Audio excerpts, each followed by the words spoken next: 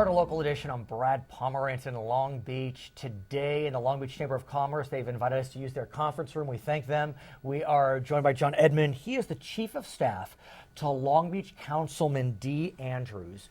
We may have just had a presidential election that was quite a roller coaster ride, but you got to hear about the re-election of Dee Andrews to the Long Beach City Council back in April.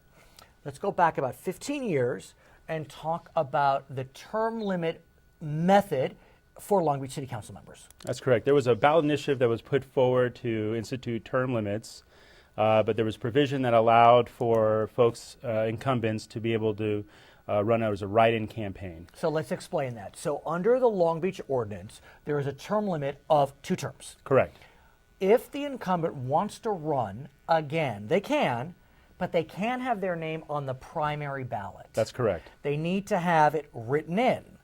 Check the box and written in. Check the box and written in.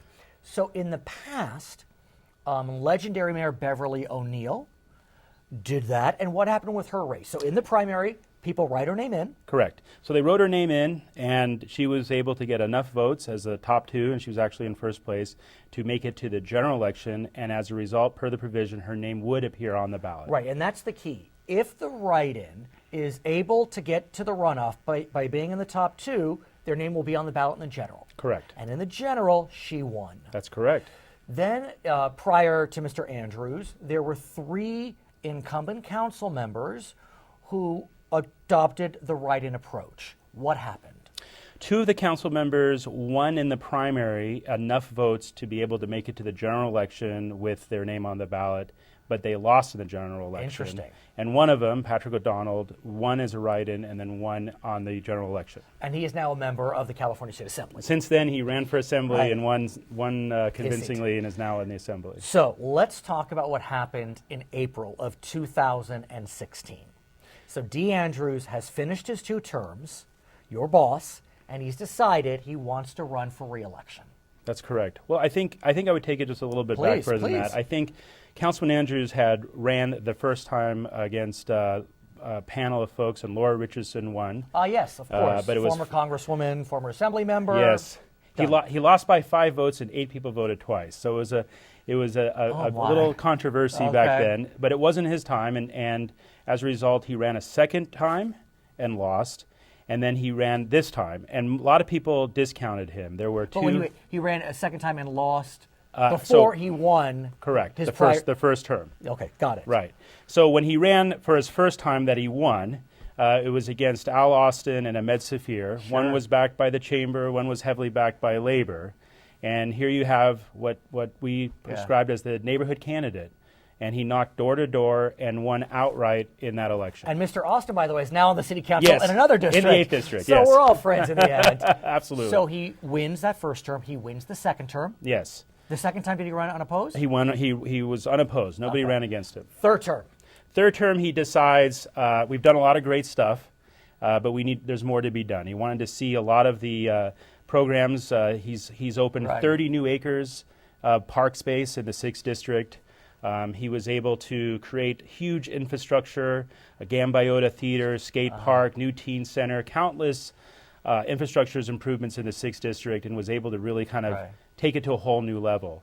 But he decided he wanted to really make this happen again for his residents. Okay, so he runs as a write-in. How many others ran, obviously not as write-ins? Correct. They had their names on the ballot, so there were approximately 3 others that were on the ballot as well. So if he wants to avoid a general election as a write-in, he can try that by getting 50% plus 1. Yes, correct. But most folks didn't. It didn't happen. Well, Beverly O'Neill, the legendary Yes. mayor, Beverly O'Neill, was not able to get 50% plus 1. I can't see. There's many people who have done a write-in campaign. Councilman Andrews was able to pull off an outright win in a primary as a write-in candidate, and I can't find one race in the nation that's ever happened. Say it again. Councilman Andrews won 50% plus 1 as a write-in. Correct. Sir, as a complete election nerd, I'm completely freaking out. You know, Well, I think it speaks to Councilman Andrews' desire and his 100% attention on the residents and their needs. Anybody that wants his personal cell phone has it. He's we have 2 field offices. Mm-hmm. He's every day at the field office. He's a teacher. What does he teach? I can't remember. Right now, he's doing substitute teaching. Okay. Before that, he did return kids who came back out of the incarceration. Wow. He would help reappoint them and put them back into the system. And before that, it was English. Wow. Mm-hmm.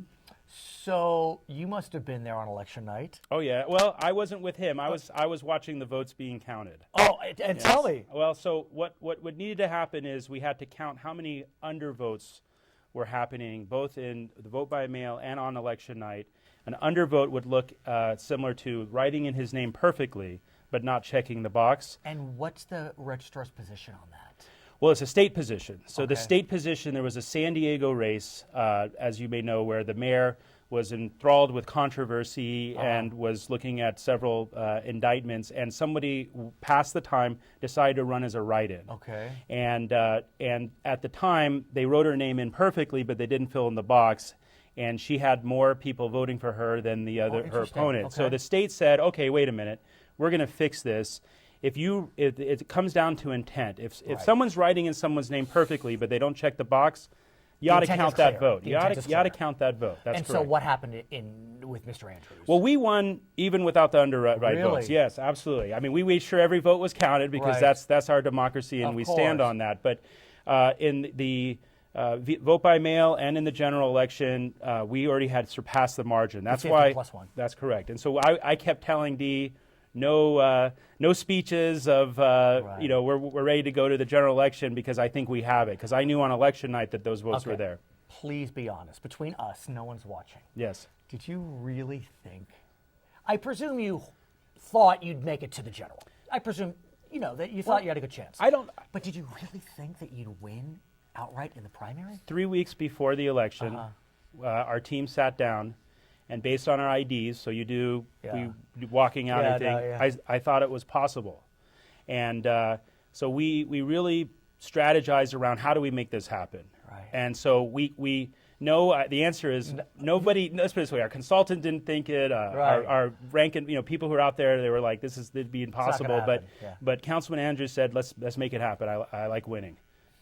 Were you the one that told him we did it? Yes. It was right after the Grand Prix. We were doing. So it wasn't on election night. You had to wait. We had to wait. How long? It was 3 days after that. Okay. 3 days after that. How did you find out? Did the registrar call you, or were you still down there? I was down there watching it. And at what point does the registrar say, "Okay, we're calling this. He's done it," or how does that work? What's the moment? Well, so what the moment is all the undervotes were brought out. Okay. Public could stand there and view. We retained an attorney. You did, yeah. Yes, I guess we you did. have to. Made sure. Look, I'm not one that knows election law. It's all law. good. And literally every vote was looked at. We had inspectors. We had the city attorney. How many total votes? Do you remember? Over 1,300, I think. Total? No. Oh, he got 1,300. Yeah, it was around 2,000 something at a total turnout. What a great story. You should write an article about it or something. I mean, it needs to really be put down in the annals of politics. I think a lot of people are examining what it is. But I think, again, it goes back to the best election for an incumbent is doing a great job. Right. I think that's really what it comes down to. We'll have you back and hopefully Councilman Andrews. Yeah, absolutely. His name is John Edmond. He's the Chief of Staff to Long Beach Councilman Dee Andrews. I'm Pomerance. It's Charter Local Edition.